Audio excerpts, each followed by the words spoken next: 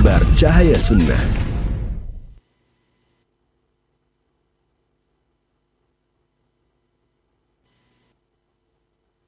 Alhamdulillah, nahmaduhu wa nasta'inuhu wa nastaghfiruh. Jazakallahu khairan.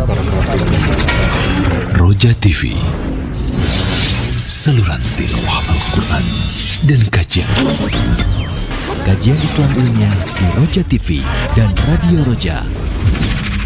Kewajiban yang pertama atas hamba, ya, itu ma'rifatur rahmani bitauhidi, itu mengenal ar-Rahman bitauhid dengan cara mentauhidkannya. Saksikanlah kajian Islam ilmiah di Roja TV dan Radio Roja.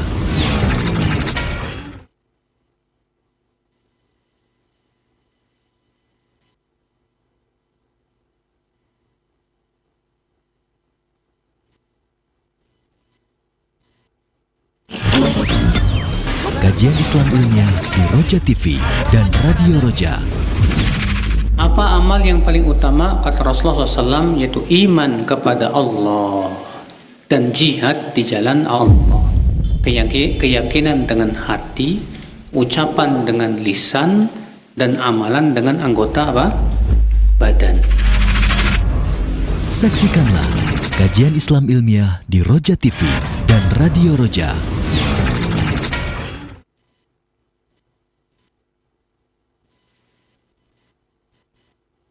Alhamdulillah, nahmaduhu wa nasta'inuhu wa nastaghfiruh.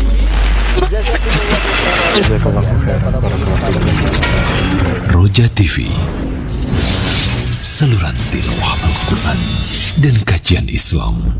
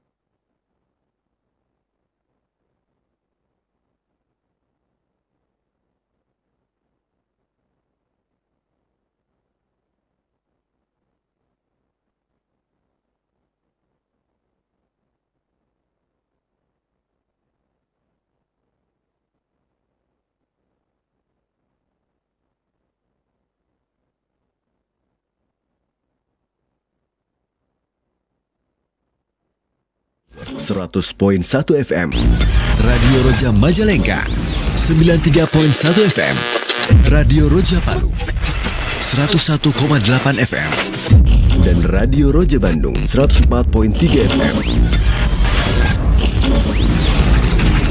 Menebar cahaya sunnah.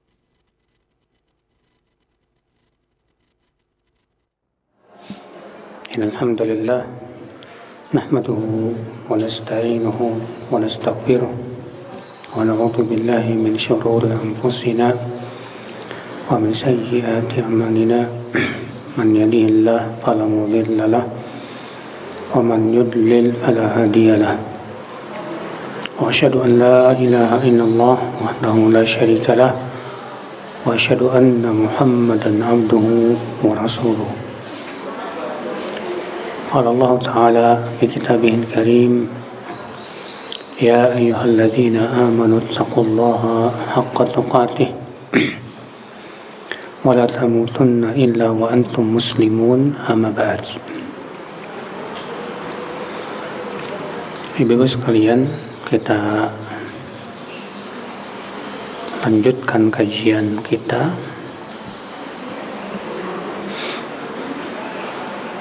hadis nomor 77, bab hukmu atau hukmi amalil kafir idza aslama ba'dah.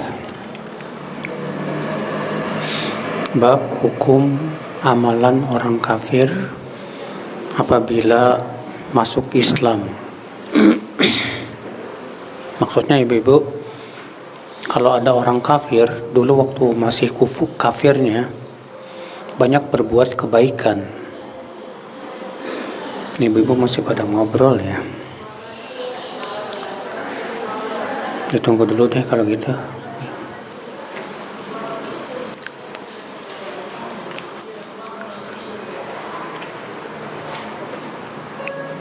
Ya. Jadi maksud bab ini, ibu-ibu sekalian, kalau ada orang kafir masuk Islam, nah sewaktu kafirnya itu dia banyak berbuat kebaikan. Mungkin waktu kafirnya dia sedekah misalnya. Waktu kafirnya dia menolong orang misalnya.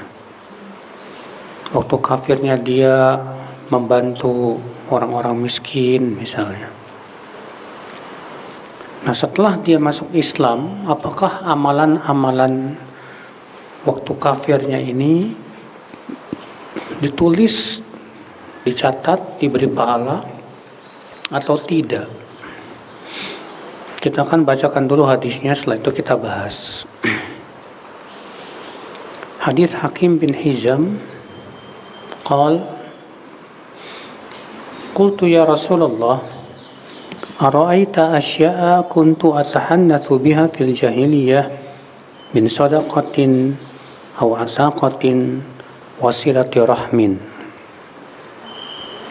fahal fiha min ajr? Qala an-nabiy sallallahu alaihi wasallam aslamta ala ma salafa min khair. Hakim bin Hizam ini ibu-ibu ya, seorang kepala kabilah yang sangat dermawan waktu kafirnya. Hakim bin Hizam berkata, aku berkata, ya Rasulullah, bagaimana pendapatmu tentang amalan yang dahulu di masa jahiliyah aku lakukan, berupa sedekah, memerdekakan hamba sahaya, menyambung silaturahim. Apakah aku mendapatkan pahalanya? Maka Nabi sallallahu alaihi wasallam bersabda, aslamta ala ma salafa min khair. Kamu masuk Islam dengan membawa kebaikan yang dahulu kamu telah lakukan. Ibu-ibu sekalian, para ulama berbeda pendapat. Apa makna hadis ini? Sesuai dengan perbedaan pendapat ibu-ibu, apakah orang kafir yang masuk Islam dan waktu kafirnya dia banyak berbuat kebaikan, apakah kebaikan-kebaikan di masa kafirnya itu setelah masuk Islam diberi pahala atau tidak? Menjadi dua pendapat. Pendapat yang pertama mengatakan tidak. Bagaimana diberi pahala orang dia kafir, sedangkan amalan orang kafir tidak diterima oleh Allah Subhanahu wa taala. Karena kan yang namanya amal, kata mereka, syaratnya agar diterima ya harus di atas keislaman. Sementara dia masih kafir. Sehingga atas pendapat ini, kata mereka, makna hadis ini adalah kamu masuk Islam dengan sifat-sifat baik yang kamu bawa dari masa jahiliyah. Pendapat yang kedua mengatakan bahwa orang kafir yang masuk Islam dan di masa kafirnya, ibu-ibu sekalian, dia banyak berbuat kebaikan. Maka setelah masuk Islam diberikan pahala.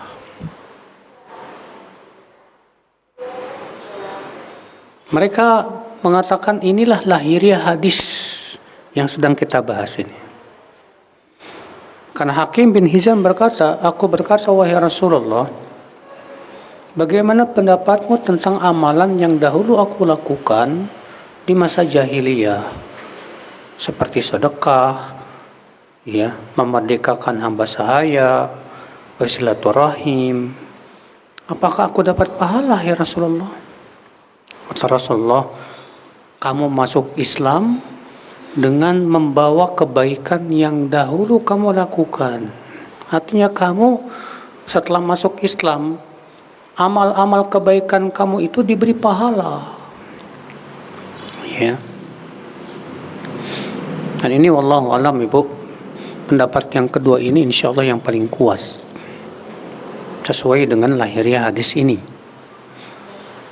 itu bahwa ya orang yang dahulu waktu masih kafirnya banyak berbuat kebaikan, setelah dia masuk Islam maka kebaikan-kebaikan waktu masih kafirnya itu, Bu, ditulis oleh Allah, dicatat. Dan ini menunjukkan akan karunia Allah yang luas, ibu-ibu sekalian. Iya.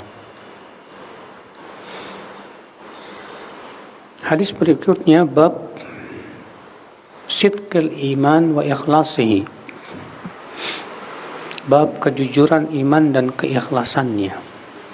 Hadis nomor 78.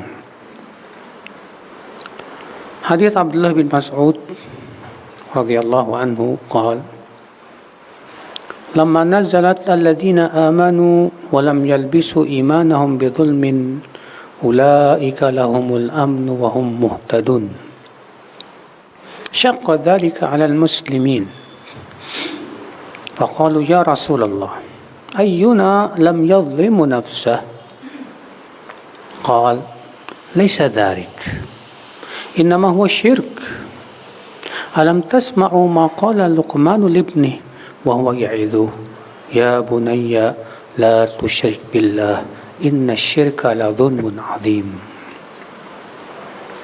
Hadis Abdullah bin Mas'ud. Abdullah bin Mas'ud ini seorang sahabat yang mulia, Bu, yang termasuk ulamanya sahabat. Iya. Kata Abdullah bin Mas'ud, ketika turun ayat alladzina amanu wa lam yalbisu imanahum bidzulmin ulaika lahumul amnu wa hum muhtadun, orang-orang yang beriman dan tidak mencampuri iman mereka dengan kezaliman, mereka lah orang-orang yang mendapatkan keamanan dan mendapatkan hidayah. Maka ayat ini, Bu, apa yang terjadi, Bu? Membuat berat para sahabat. Kok berat? Kenapa berat, Bu? Karena ayat itu mengatakan begini, alladzina amanu wa lam yalbisu imanahum bidzulmin. Zulm di sini bentuknya nakirah, orang-orang yang beriman dan tidak mencampuri iman mereka dengan kezoliman. Ya. Kezoliman di sini bentuknya nakirah, dalam bentuk peniadaan. Dalam bahasa Arab, Bu, nakirah yang berbentuk dalam siyak peniadaan itu mempunyai makna umum. Artinya, yang bikin berat apa? orang yang beriman tidak dicampuri imannya dengan kezoliman sama sekali. Ini kan berat sekali. Iya. Maka mereka datang kepada Rasulullah. Ya Rasulullah, ayuna lam yadhlimu nafsa. Wahai Rasulullah, siapa di antara kami yang tidak pernah menzolimi dirinya? Karena ya, ibu-ibu, berbuat dosa termasuk menzolimi diri tidak? Masuk. Karena kan zolim ada dua, Bu. Ada zolim sama orang, dan ada zolim terhadap diri sendiri. Zolim kepada orang lain, contohnya gibah, ya. Contohnya lagi mukul dia, misalnya, ngambil harta dia dengan tanpa hak. Nah, itu zolim sama orang. Zolim sama diri sendiri, contohnya apa, Bu? Maksiat. Ya, semua maksiat itu hakikatnya menzolimi diri sendiri. Kenapa? Karena maksiat itu, Bu, berpengaruh kepada apa, Bu? Kehidupan manusia di dunia dan akhirat, ibu-ibu sekalian. Iya. Dari itu, ibu-ibu sekalian, para sahabat merasa berat dengan ayat ini, Bu. Karena Allah mengatakan dalam ayat ini, orang-orang yang beriman dan tidak mencampuri iman mereka dengan kezoliman, mereka mendapatkan keamanan dan mereka mendapatkan hidayah. Waduh, ini berat ini. Syarat untuk mendapatkan keamanan dan hidayah ternyata tidak mencampuri iman dengan kezoliman. Waduh, berat amat. Ya. Maka mereka berkata, hai Rasulullah, siapa di antara kami yang tidak pernah berbuat zolim pada dirinya sendiri? Maka Rasulullah SAW, Bu, meluruskan penafsiran ayat tersebut. Ya.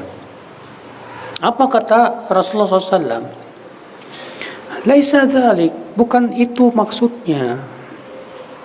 Innama huwa syirik, tapi yang dimaksud kezoliman di sini adalah syirik. Yang dimaksud dengan kezoliman di sini adalah apa? Syirik. Apa kalian tidak mendengar firman Allah tentang nasihat Luqman kepada anaknya? Di mana Allah berfirman, kata Luqman kepada anaknya, ya bunayya la tusyrik billah, inna syirka la zulmun azim. Wahai anakku, jangan kamu berbuat syirik, jangan kamu sekutukan Allah dengan apapun. Sesungguhnya syirik itu kezoliman yang agung, yang besar, ibu-ibu sekalian. Nah, di sini Rasulullah SAW, ibu-ibu, meluruskan pemahaman para sahabat bahwa kezoliman yang dimaksud dalam ayat itu yaitu syirik. Ya alladzina amanu wa lam yalbisu imanahum bidzulmin ay bisyirkin.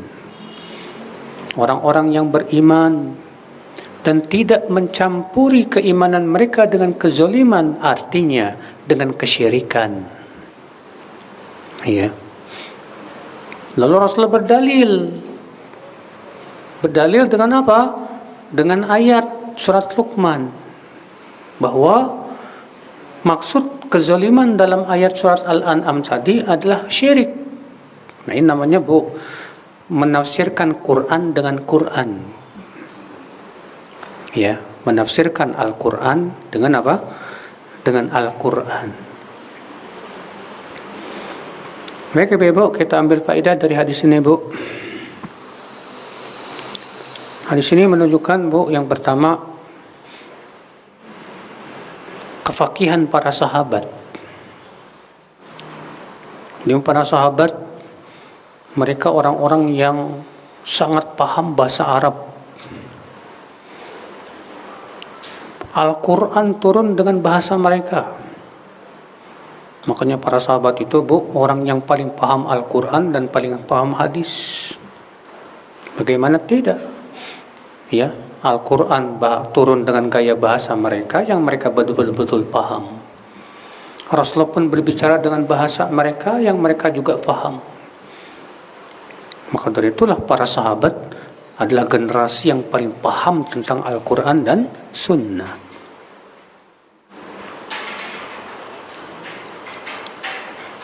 Hadis ini kita ambil faedah, ibu-ibu.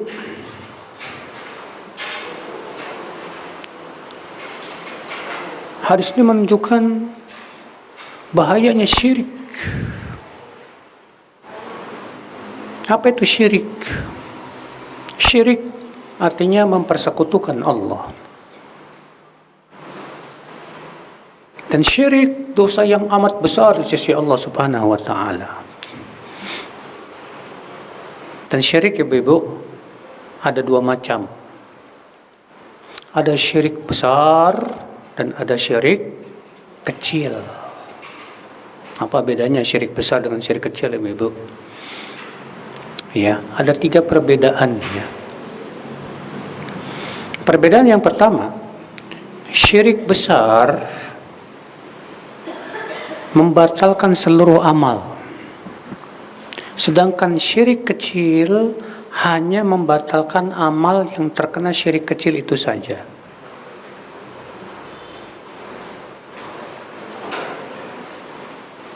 Perbedaan yang kedua, syirik besar menjadikan pelakunya kekal di neraka kalau dia mati di atasnya. Sedangkan syirik kecil tidak. Tes.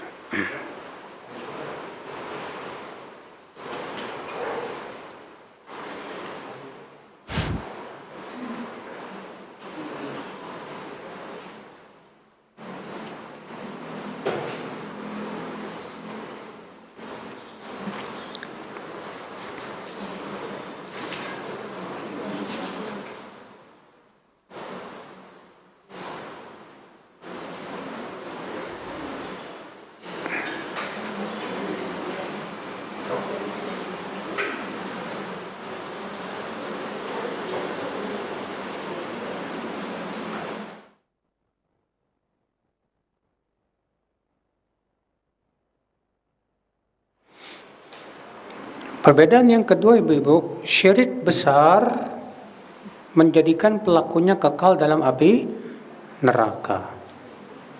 Sedangkan syirik kecil itu tidak kekal di neraka atas pendapat yang paling kuat. Perbedaan yang ketiga, syirik besar ya mengeluarkan pelakunya dari Islam. Adapun syirik kecil tidak. Nah ini dia, Bu, 3 perbedaan syirik besar dengan syirik kecil. Nah sekarang apa sih bedanya Ustadz syirik, definisi syirik besar dan syirik kecil itu? Syirik besar, Ibu, adalah taswiyatu ghairillahi billah, menyamakan selain Allah dengan Allah. Syirik besar artinya menyamakan selain Allah dengan Allah.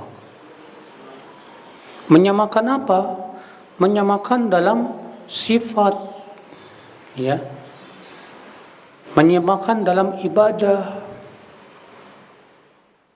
Sifat-sifat yang hanya berhak untuk Allah tidak boleh diberikan kepada selain Allah Subhanahu wa taala. Demikian pula ibadah. Ibadah itu hanya untuk Allah. Maka tidak boleh diberikan kepada selain Allah Subhanahu wa taala. Demikian pula ibu-ibu sekalian, ya. Sebagai kalau misalnya ada orang yang mencintai sesuatu seperti mencintai Allah, berarti dia sudah menyamakan selain Allah dengan Allah.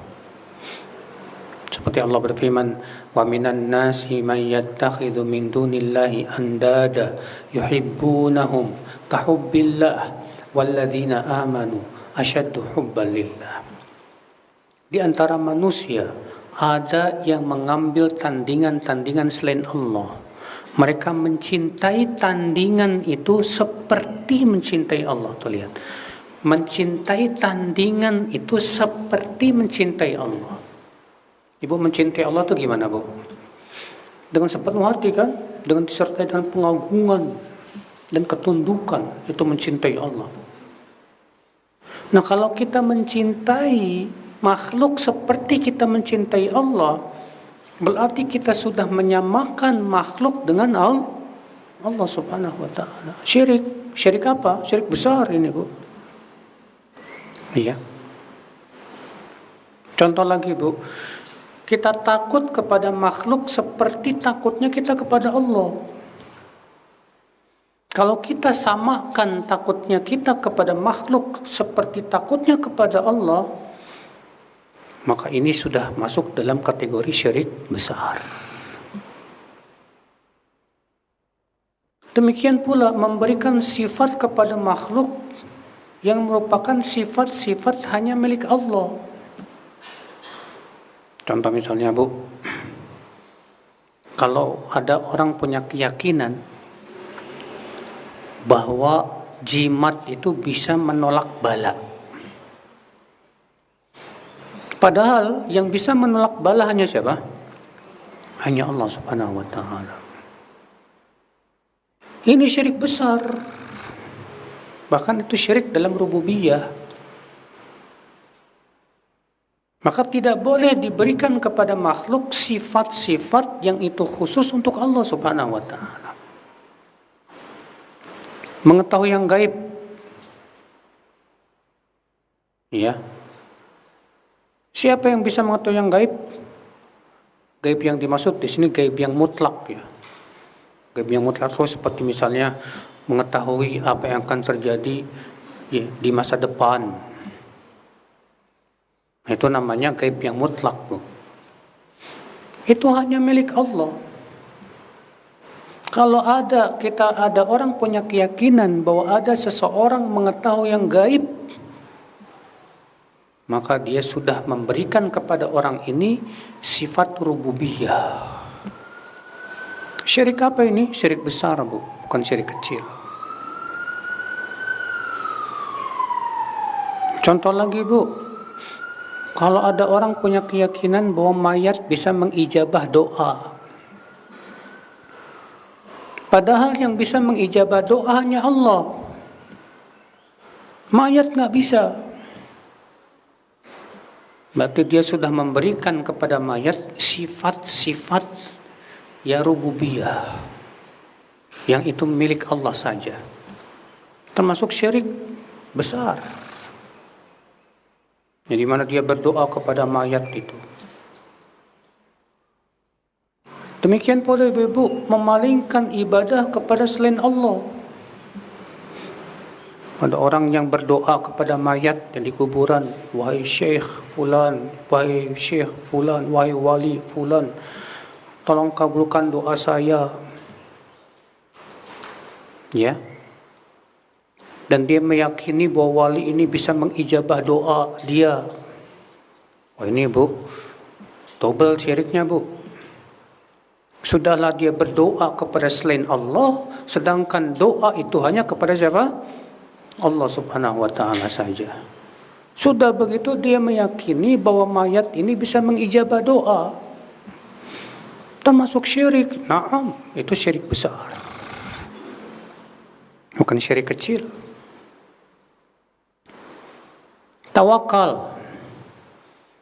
Kalau ada orang tawakal kepada selain Allah seperti tawakalnya kepada Allah, maka ini syirik besar. Bukan syirik kecil, Ibu sekalian. Jadi ini, Bu, hakikat syirik besar adalah taswiyatu ghairillahi billah, yaitu menyamakan selain Allah dengan Allah. Itulah syirik besar. Ya. Adapun syirik kecil kata sebagian ulama setiap perbuatan yang bisa menjadi wasilah kepada syirik besar. Itu termasuk syirik kecil. Contohnya apa? Ria. Ria syirik besar apa syirik kecil? Syirik kecil. Di mana letak syiriknya ria itu, Bu? Karena dia mengharapkan keridhaan selain Allah. Masih mengharapkan keridhaan manusia dalam ibadah kepada Allah. Ibadah itu hanya untuk Allah. Ternyata ibadah yang agung itu dia harapkan pujian manusia, mengharapkan keridhaan manusia, mengharapkan pujian manusia. Ini syirik. Tapi tidak termasuk syirik besar. Namun riya, Bu, bisa menyeret kepada syirik besar juga. Ya. Makanya Rasulullah SAW sangat khawatir dengan syirik riya ini, Bu. Kata Rasulullah SAW, Inna akhwafa ma akhafu alaikum asyirkul asgor. Sesungguhnya yang paling aku khawatirkan atas kalian adalah syirik kecil, yaitu riya, kata Rasulullah SAW. Ya. Apalagi syirik kecil, Bu, bersumpah dengan nama selain Allah. Ibu misalnya bilang ke teman gini, demi Allah, demi Rasulullah. Nah. Demi Allahnya benar,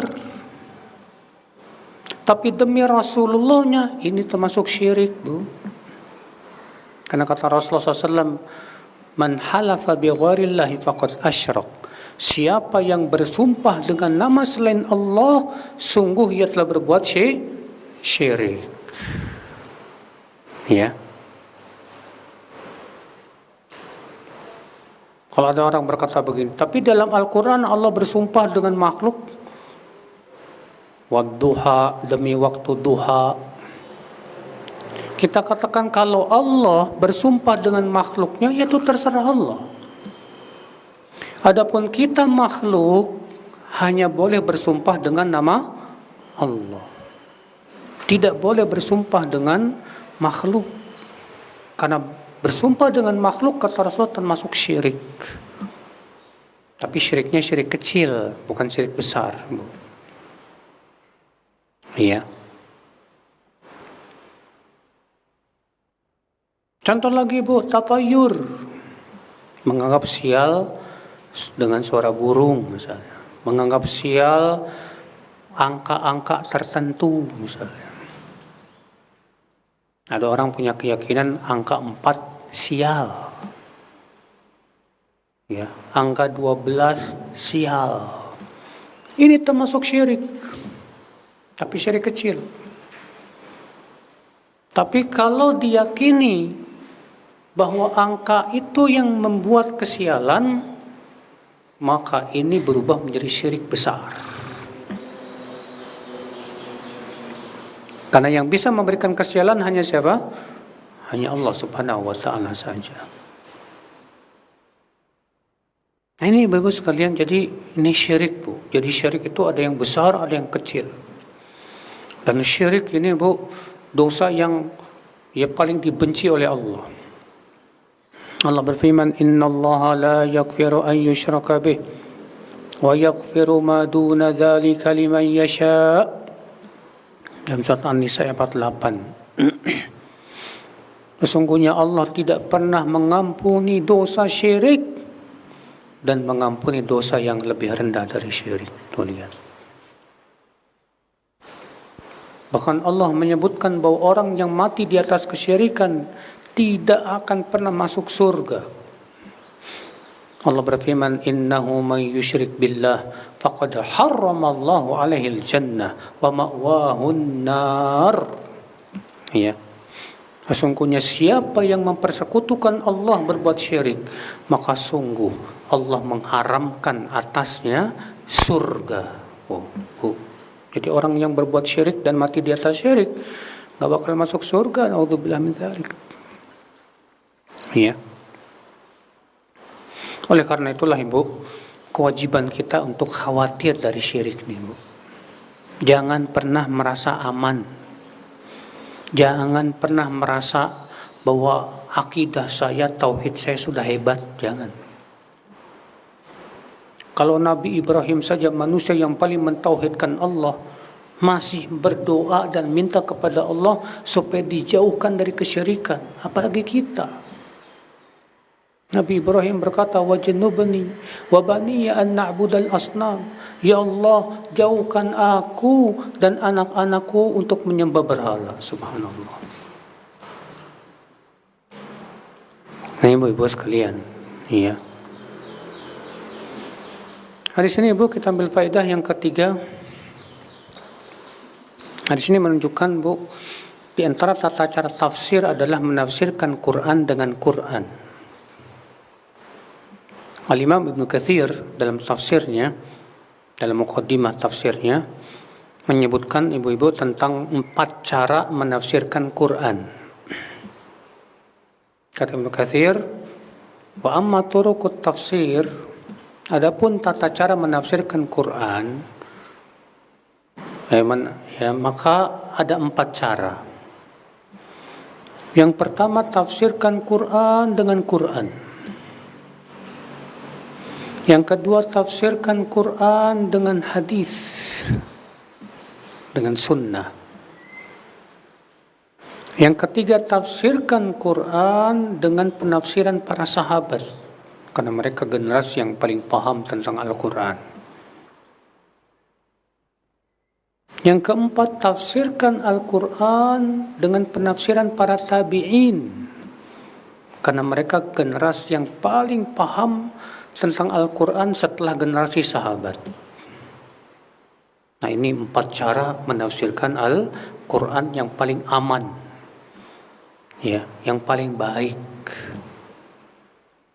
Adapun menafsirkan Quran hanya sebatas dengan akal kita, nggak boleh.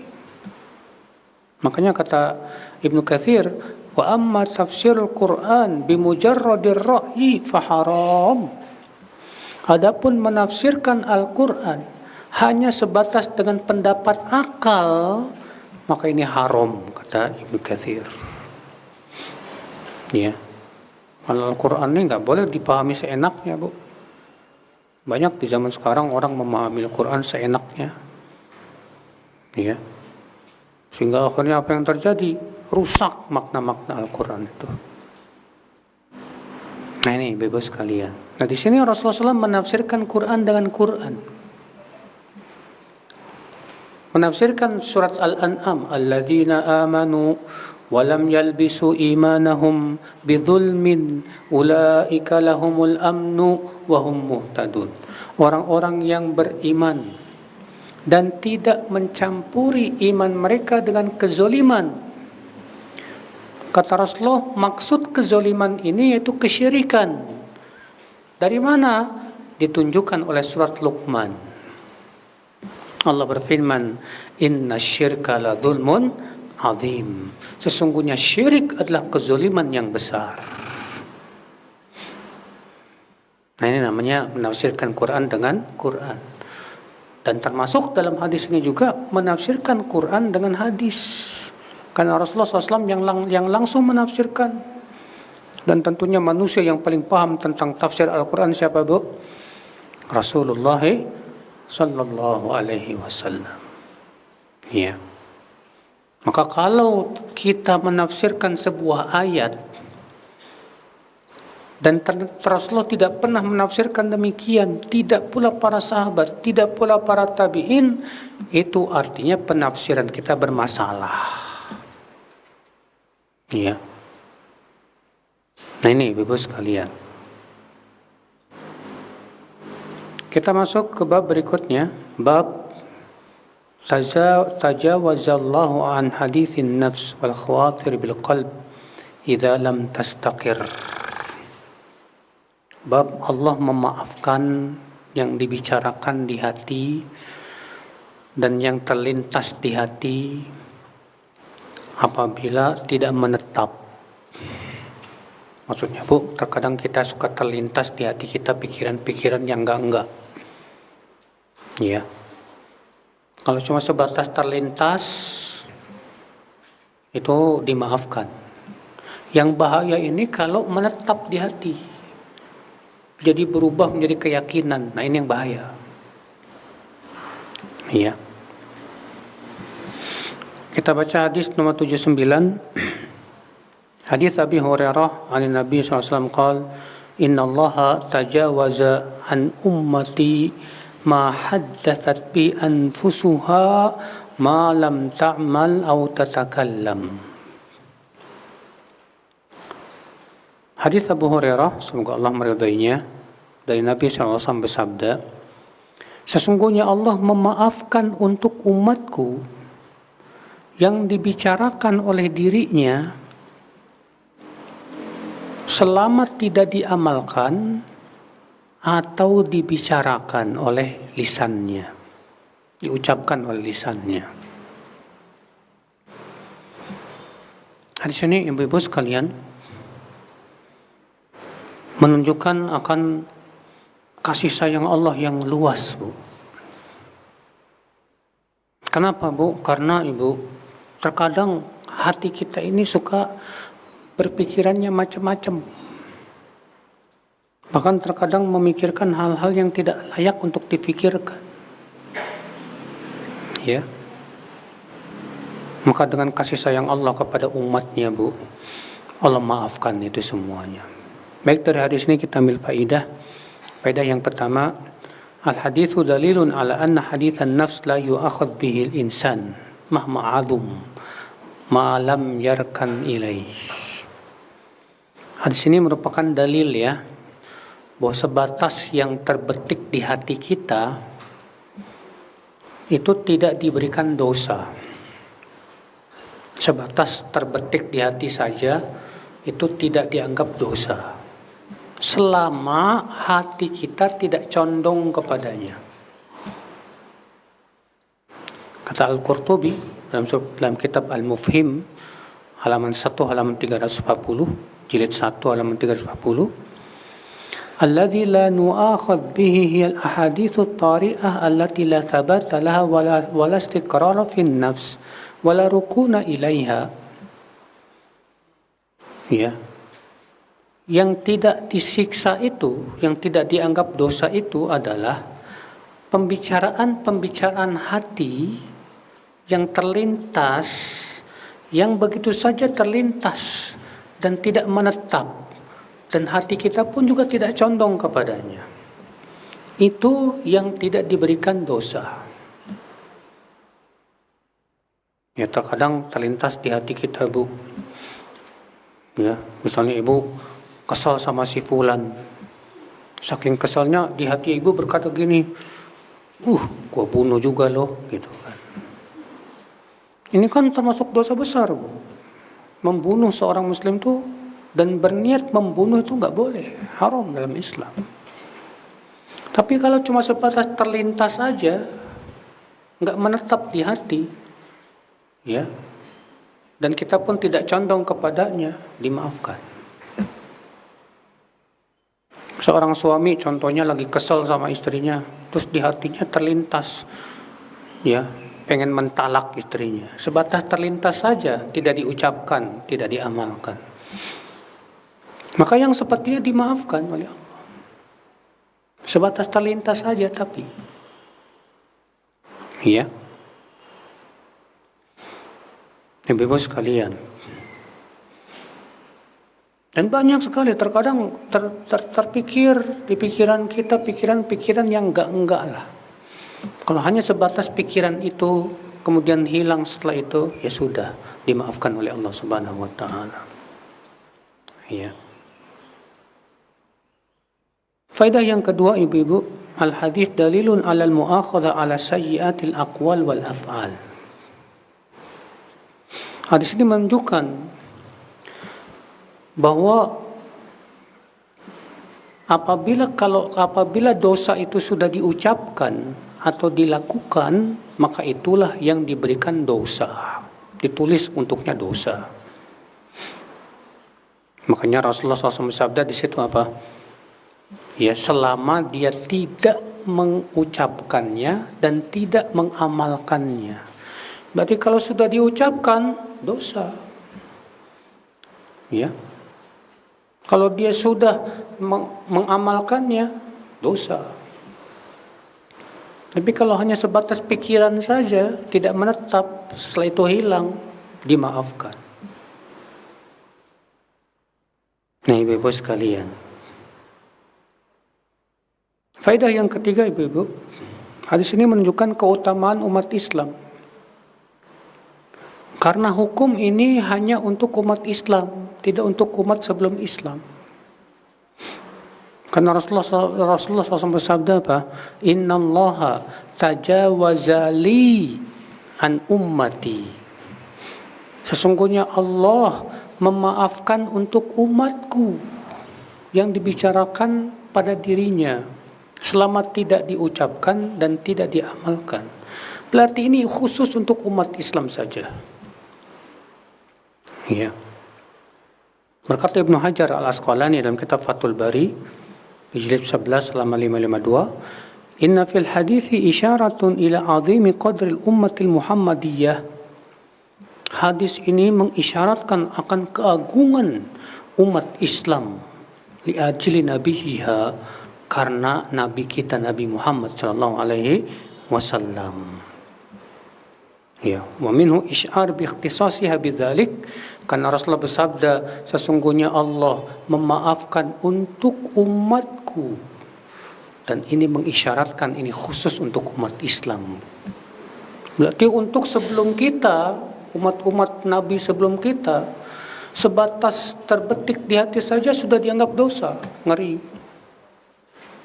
Tapi untuk umat Islam tidak, Masya Allah. Makanya umat Islam ini oleh Allah dikasih banyak kemudahan, Bu. Ya. Syariat yang paling mudah itu syariat Rasulullah sallallahu alaihi wasallam, ibu-ibu sekalian.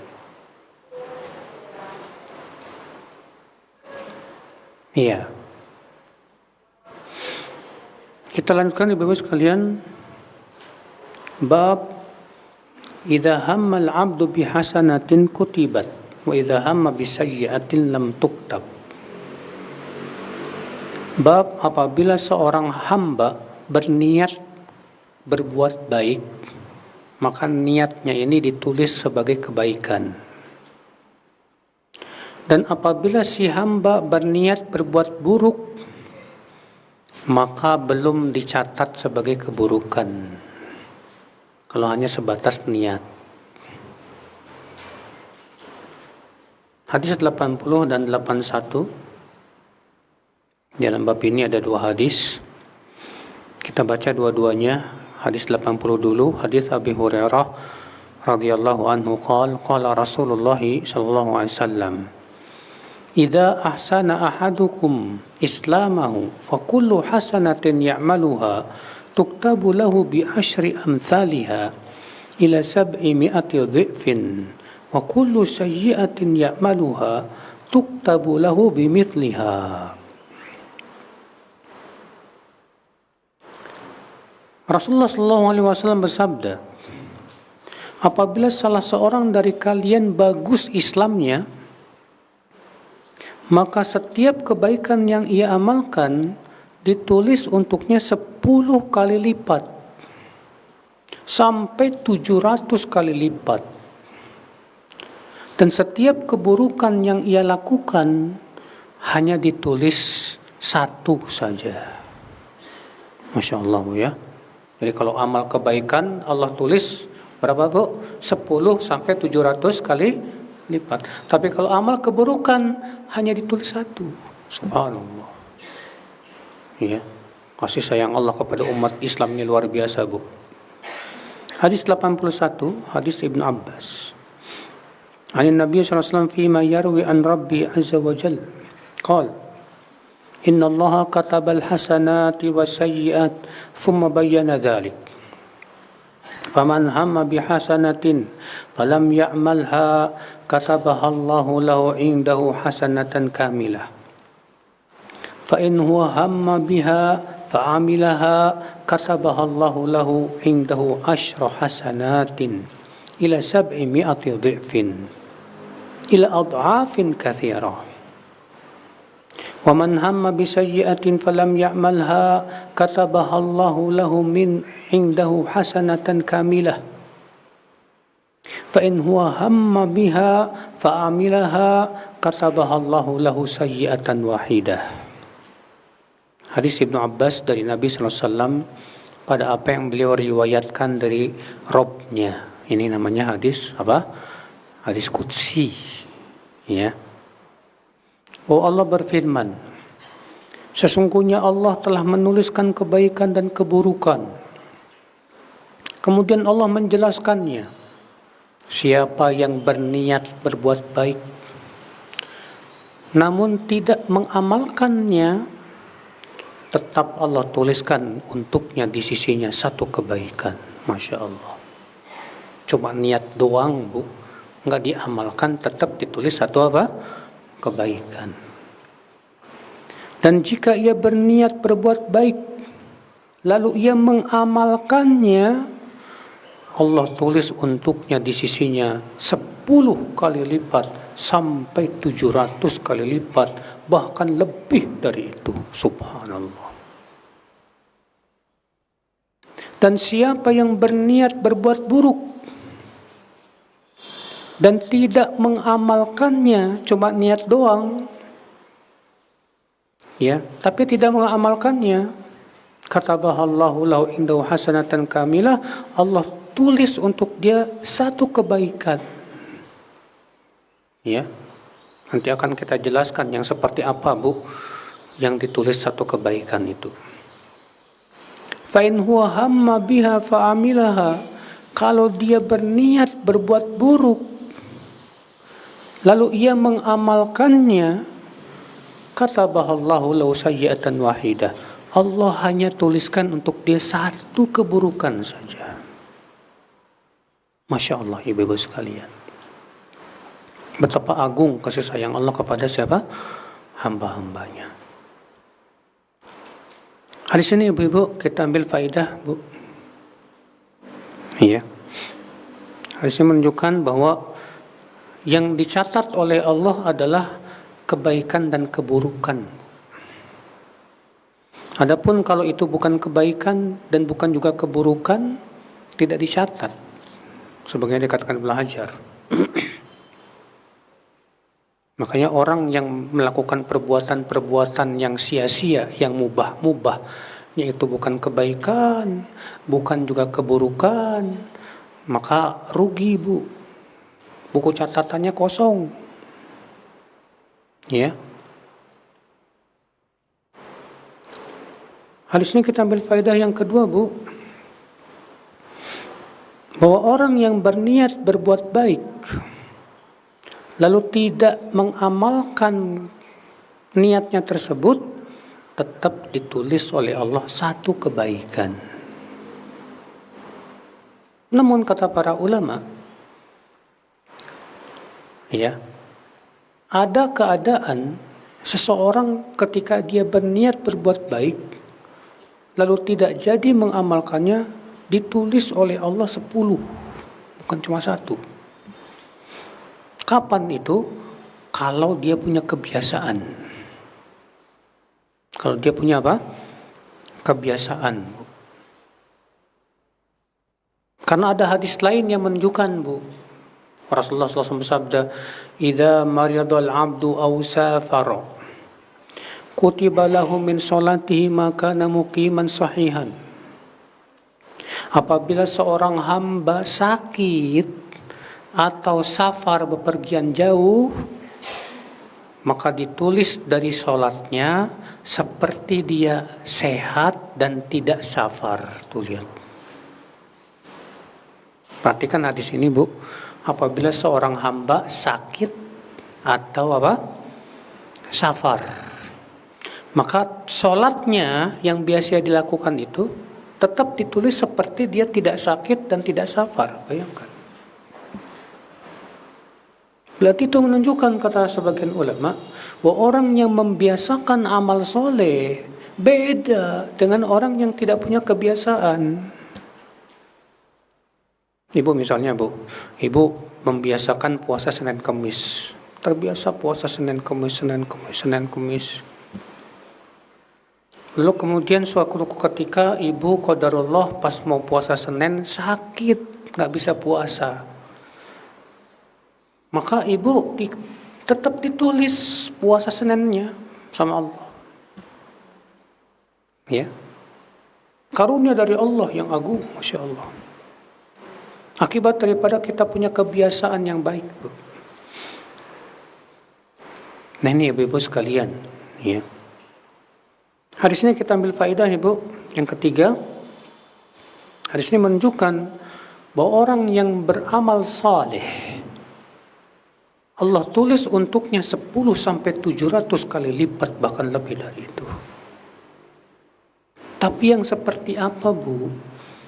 Orang yang ditulis oleh Allah 10 sampai 700 kali lipat, yaitu yang memenuhi 2 syarat, Bu. Yang pertama ikhlas. Yang kedua apa? Sesuai dengan tuntunan Rasulullah SAW. Kalau nggak ikhlas, ria, ditulis nggak 10 kali lipat? Nggak. Bahkan dosa itu. Ikhlas, tapi tidak sesuai dengan tuntunan Rasulullah, ditolak sama Allah. Kata Rasulullah SAW, man amila amalan laisa alaihi amruna fahuwa raddun. Siapa yang mengamalkan suatu amalan yang tidak ada di atasnya perintah kami, maka amalan tersebut tertolak, kata Rasulullah SAW. Jadi kapan amal soleh itu ditulis oleh Allah 10 sampai 700 kali lipat, Bu? Kalau memenuhi 2 syarat tadi, Bu.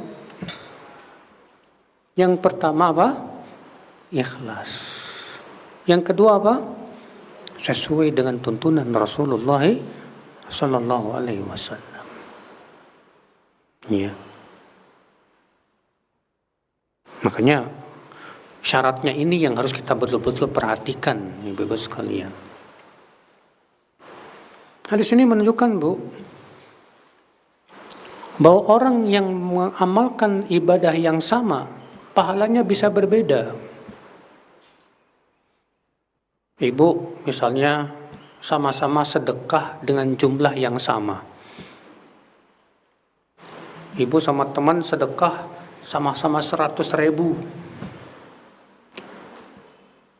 Kira-kira pahalanya sama tidak? Belum tentu. Ibu dapat pahala 10, teman ibu dapat pahala 100. Ya. Padahal sedekahnya sama-sama 100.000. Karena disebutkan dalam hadis ini, siapa yang mengamalkan kebaikan, Allah tulis 10 sampai 700 kali lipat, bahkan lebih dari itu. Nah sekarang pertanyaannya, apa yang mempengaruhi, Bu, perbedaan pahala, Bu? Iya. Yang mempengaruhi besar kecilnya pahala itu banyak, Bu. Yang pertama, Bu, yang mempengaruhi besar kecilnya pahala, yang pertama adalah ketakwaan hati. Seseorang semakin takwa hatinya, semakin besar pahalanya. Mana dalilnya? Surat At-Talaq. Ya. Dalam surat At-Talaq Allah Subhanahu wa taala berfirman, sebentar ayatnya saya cari.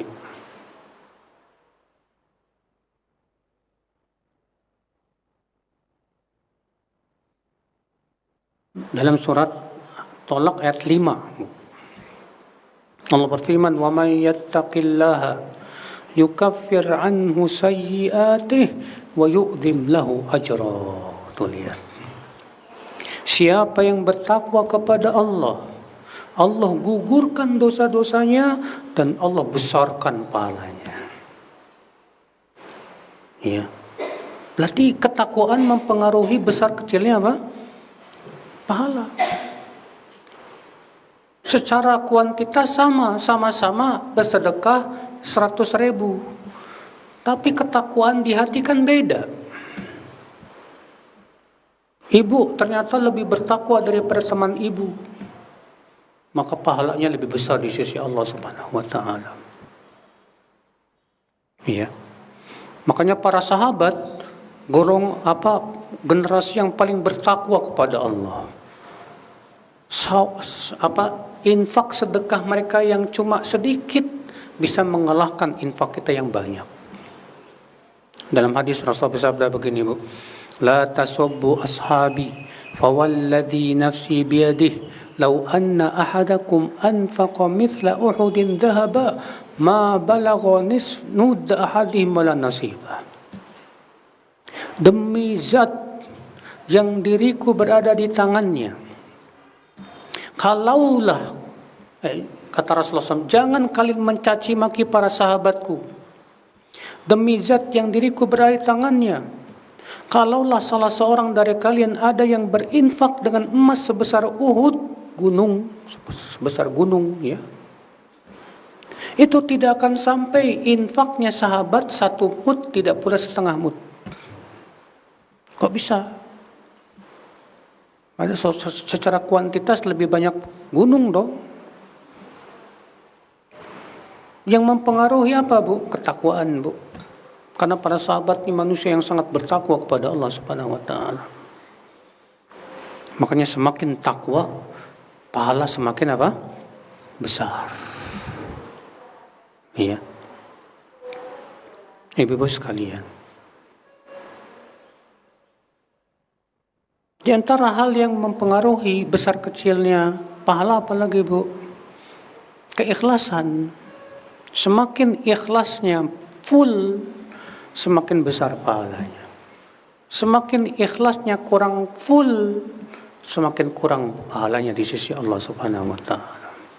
Makanya kan keikhlasan itu kan berbeda-beda, Bu. Si fulan ikhlasnya 100%. Si fulan ikhlasnya cuma 80%. Lebih gede mana? Ya yang 100% dong. Ya. Lebih besar pahalanya di sisi Allah Subhanahu wa taala. Di antara yang mempengaruhi besar kecilnya pahala apalagi, Bu? Kesesuaiannya dengan tuntunan Rasulullah SAW. Semakin sesuai dengan tuntunan Rasul, semakin besar pahalanya di sisi Allah Subhanahu wa taala. Semakin kurang sesuai, semakin kecil pahalanya, bahkan tidak diterima. Ya. Dan banyak lagi faktor-faktor yang lain, ibu-ibu, yang menyebabkan besar kecil pahalanya itu berbeda-beda, ibu-ibu sekalian. Baik, kita lanjutkan hadis ini, Bu. Kemudian faedah selanjutnya, hadis ini menunjukkan, Bu, bahwa ada amalan soleh yang pahalanya lebih dari 700 kali lipat, Bu. Apa itu? Yang pertama, sabar. Ya, pahala sabar itu tanpa ada batasan. Ya, Allah berfirman, "Innama yuwaffas sabiruna ajrahum bighairi hisab." Sesungguhnya orang-orang sabar itu diberikan pahala dengan tanpa batasan. Oh, Masya Allah. Berarti amal sabar itu luar biasa, Bu, ya, pahalanya, ya. Besar sekali di sisi Allah Subhanahu wa taala. Di antaranya apalagi, Bu? Sedekah. Sedekah termasuk amal yang bisa dilipatkan lebih dari 700 kali lipat, Bu. Sebutkan dalam hadis Rasulullah bersabda, "Idza tasaddaqal 'abdu bi'adli tamratin min kasbin thayyib taqabbalallahu bi yaminihi fayurabbiha kama yurabbi ahadukum fuluwahu hatta tasira mitlal jabal." Apabila seorang hamba bersedekah dengan sebutir kurma dari penghasilan yang halal, maka Allah terima sedekahnya dan Allah kembang biakan sampai menjadi sebesar gunung. Subhanallah. Di antaranya tauhid. Ini amalan yang sangat besar pahalanya di sisi Allah. Dan banyak lagi amal-amal lain, ya, yang sangat besar pahalanya di sisi Allah. Di antaranya akhlak yang mulia dan yang lainnya. Hadis ini menunjukkan, Bu, bahwa orang yang berniat berbuat buruk lalu tidak jadi mengamalkannya, Maka dilihat tidak jadinya kenapa. Kalau dia tidak jadi mengamalkannya karena takut kepada Allah, ditulis oleh Allah satu kebaikan. Ya. Tapi kalau dia tidak jadi mengamalkannya karena nggak ada fasilitasnya. Contoh misalnya, ada orang berniat pengen zina, nggak jadi mengamalkan perbuatan zinanya, kita tak lihat, kamu kenapa nggak jadi berzina? Saya takut sama Allah. Nah, ini yang ditulis satu kebaikan. Ada lagi yang tidak jadi berzina, kenapa?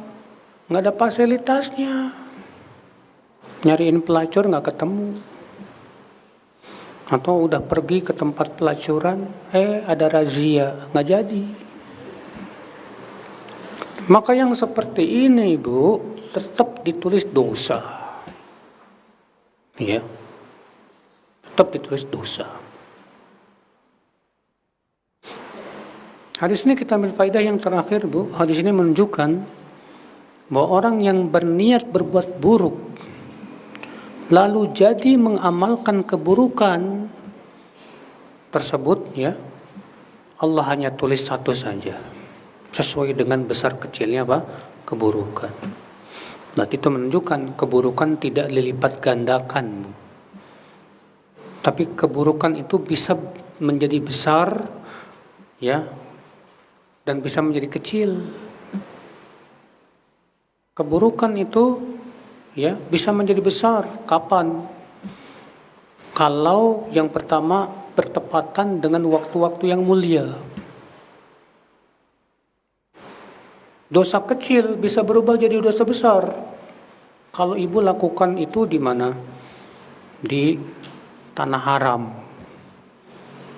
Jadi gede tuh, Bu. Ya. Demikian pula dosa kecil bisa jadi besar. Kapan? Kalau diikuti orang banyak. Kalau diikuti orang banyak jadi gede tuh. Na'udzubillah min dzalik. Ya. Nah ini Ibu-ibu sekalian, saya kira cukup sampai di sini. Kita buka tanya jawab, Ibu-ibu. Barangkali ada yang mau nanya, silakan. Nah.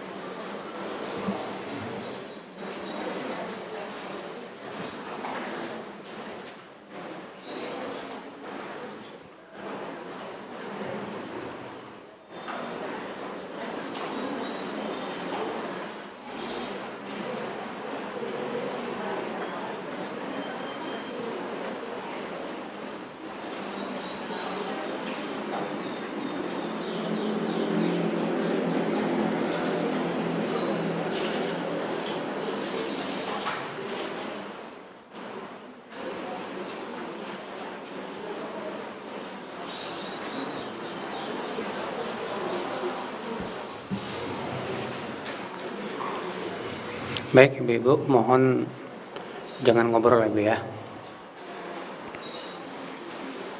Assalamualaikum warahmatullahi wabarakatuh. Jika dihadapkan dengan seseorang dengan tabiat serakah dan cenderung menindas karena senioritas, apakah saat kita memberi dengan niat di hati ikhlas karena ingin dapat pahala, namun karena kondisi senioritas tersebut membuat saya harus menyebutkan, semoga yang saya berikan ini diingat ya kebaikan saya. Apakah tindakan tersebut mengurangi pahala keikhlasan? Tentunya Ibu, semaksimal mungkin kita tidak mengharapkan balasan apapun dari pemberian. Iya.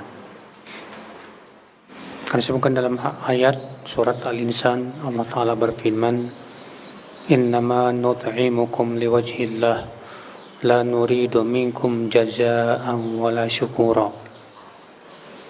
Sesungguhnya kami memberimu makan karena Allah saja. Kami tidak mengharapkan ucapan terima kasih, tidak pula balasan apa-apa. Lihat, Allah memuji, Bu, orang yang memberi tapi tidak mengharapkan balasan apapun, dan tidak mengharapkan juga bahkan ucapan terima kasih.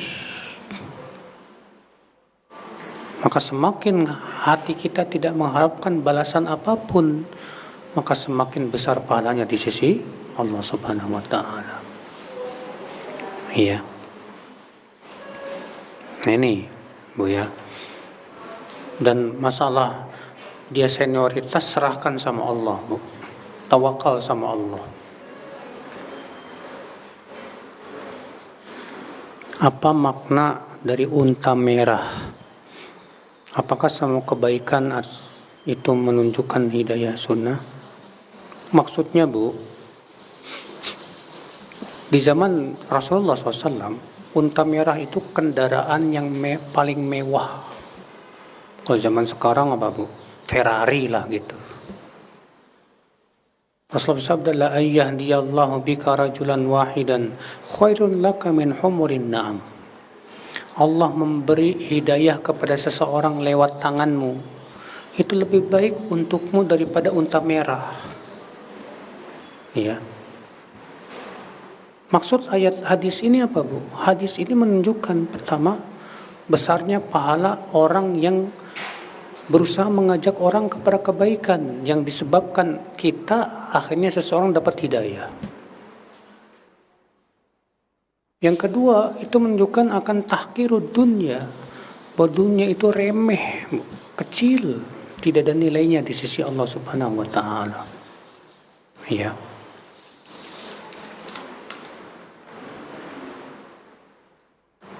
Apakah puasa Ayyamul Bid cuma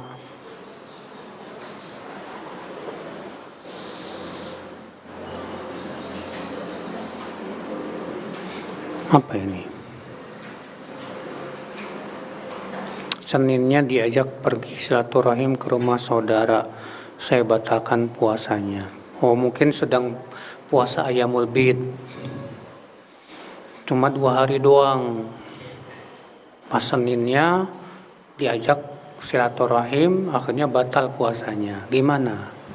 Sebaiknya Selasanya puasa. Ya. Sebaiknya puasa Selasanya apa? Puasa. Karena disebutkan dalam hadis Rasulullah bersabda, "Sum salasata ayyam min kulli syahr." Berpuasalah 3 hari setiap bulan.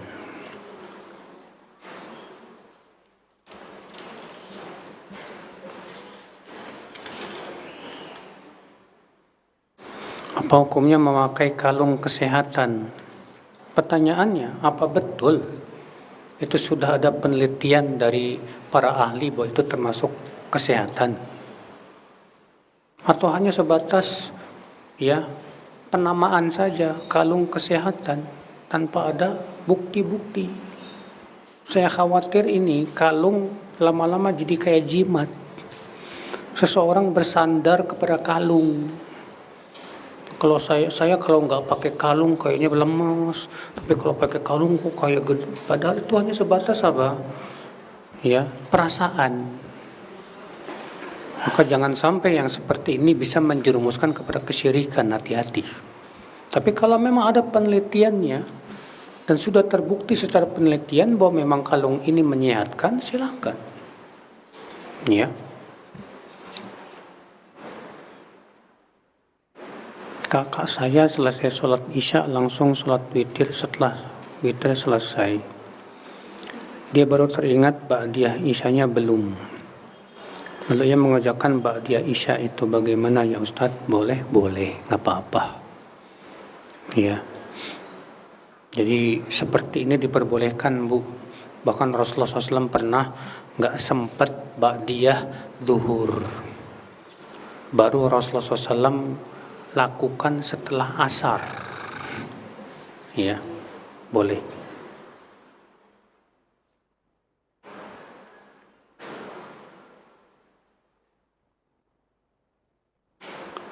Jika zikir setelah sholat duha kan 100, lalu selesai duhaan saya mau mengerjakan yang lain, lalu zikirnya sambil mengerjakan yang lain. Jadi saya nggak hitungin tuh sampai 100, bahkan mungkin bisa lebih dari 100. Zikir yang mana Bu?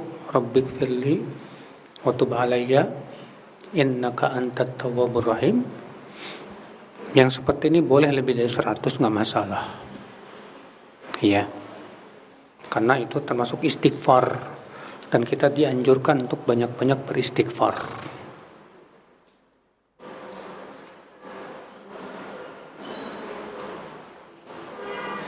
Bagaimana hukumnya jika kita pada waktu masuk Islam hanya dalam KTP doang, Ustaz? Setelah menikah amalan kita masih jahiliyah karena tidak ada yang mengajari. Setelah lingkungan masih Nasrani, tapi sekarang sudah mendalami keislamannya. Alhamdulillah. Ya, setelah sekarang mendalami keislaman, sudah faham tentang Islam, sudah mulai beramal soleh, bersyukurlah ibu kepada Allah dan minta ampun kepada Allah atas perbuatan yang dahulu yang kita, ya, karena ketidaktahuan kita.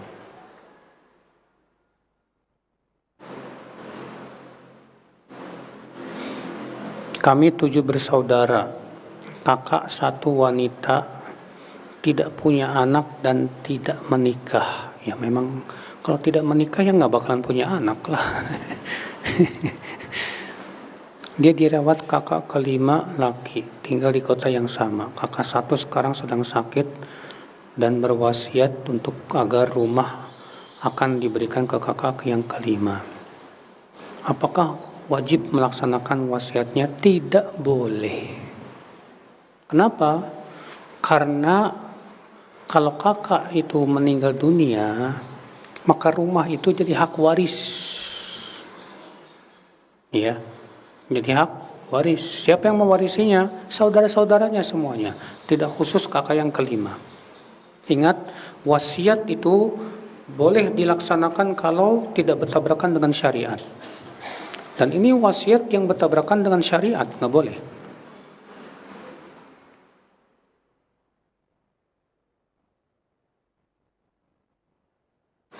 Kalau ada orang yang sudah tua sedang membayar hutang-hutang puasa Ramadan dengan fidyah, apa benar dia tidak boleh puasa sunnah sampai hutang-hutang puasa wajib Ramadannya benar-benar lunas? Bagaimana dia membayar puasa Ramadan dengan fidyah sementara masih mampu puasa sunnah? Kalau masih mampu puasa sunnah, wajib membayar hutang puasa Ramadan dengan cara mengqadha, Bu. Dan qadha Ramadan hukumnya wajib. Sedangkan yang wajib hendaknya lebih didahulukan daripada yang sunnah. Jangan sampai kebalik. Mendahulukan yang sunnah lalu meninggalkan yang wajib. Ini salah besar. Dahulukan dulu yang wajib. Setelah yang wajibnya selesai, baru yang sunnah-sunnah.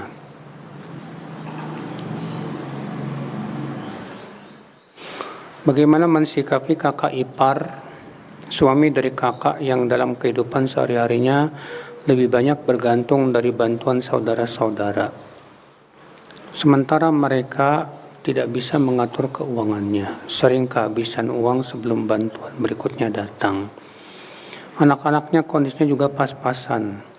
Apakah kami berdosa Ustadz jika kami biarkan? Bu, kalau dia bukan orang yang pemalas, dia sudah berusaha, cuman mungkin usahanya selalu gagal, bantu Bu, bantu. Ya. Dan membantu saudara itu pahalanya dua, Bu. Yang pertama pahala sedekah, yang kedua pahala silaturahim. Dan bisa jadi ibu dikasih rezeki gara-gara dia, Bu. Ada seorang sahabat ngadu ke Rasulullah di zaman Rasulullah, Bu. Apa kata sahabat ini? Ya Rasulullah, innali qariban. Aku punya kerabat, aku punya saudara. Ya. Dia sibuk nuntut ilmu kepadamu. Dan aku yang menanggung kehidupannya ya Rasulullah, tapi dia nggak mau cari nafkah. Ya, aku yang menafkahi dia. Apa kata Rasulullah SAW kepada orang ini, Bu? La'allaka turzak bihi. Boleh jadi kamu dikasih rezeki disebabkan dia. Ya, ketika ibu terus bantu, bisa jadi Allah bukakan pintu-pintu rezeki buat ibu gara-gara dia. Gara-gara bantu dia tuh, Bu. Ya.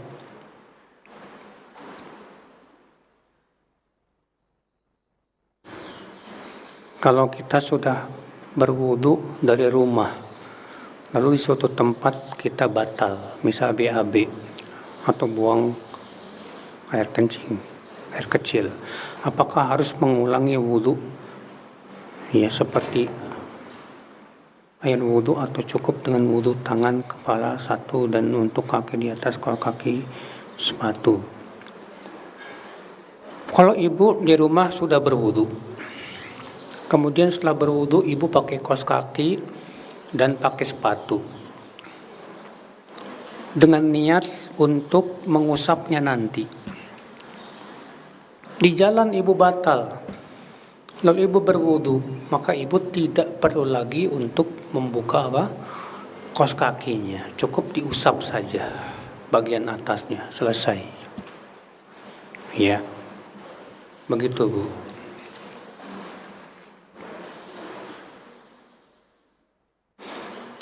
Apabila seseorang kembali ke Islam, sebaiknya yang pertama kali diajarkan apa ya Ustadz? Tentang akidah tauhid. Kuatkan tauhidnya dia. Kuatkan akidahnya dia dulu, Bu. Itu yang paling penting. Ya. Kenapa? Karena orang itu akidah kalau nggak kuat, Bu, sangat mudah untuk meninggalkan agamanya.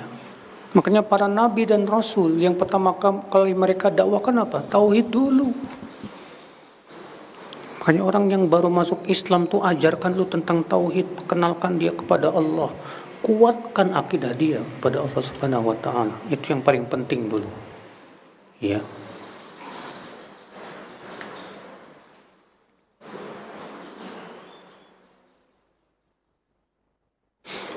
Jika suami tidak memberi nafkah lagi ke istri dan anak, sedangkan istri jualan juga repot, capek, bolehkah istri tidak melayani suami secara biologis? Bilang kepada suami, Mas, kalau kamu tidak memberiku nafkah lagi, aku pun punya hak boleh untuk minta cerai sama kamu. Ya. Karena itu termasuk apa, Bu? Kewajiban suami, Bu. Kalau suami tidak melaksanakan kewajiban memberi nafkah kepada istri, ini suami zalim. Maka dalam Islam, ya, istri boleh minta cerai. Ibu, istri boleh minta apa? Cerai. Kalau tidak, tapi saya tidak mau cerai, Ustaz. Saya tidak mau melayani saja dia. Yang seperti ini sebaiknya jangan, Bu. Tetap layani kalau memang demikian. Karena masalahnya dia masih suami ibu. Karena itu masih suami ibu, masih punya hak. Ya.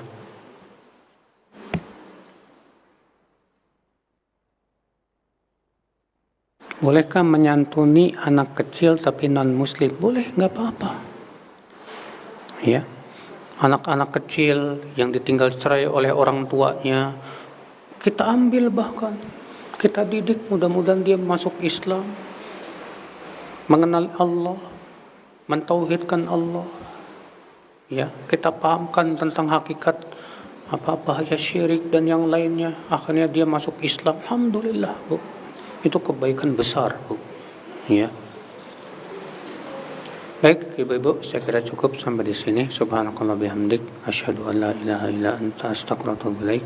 Wassalamualaikum warahmatullahi wabarakatuh.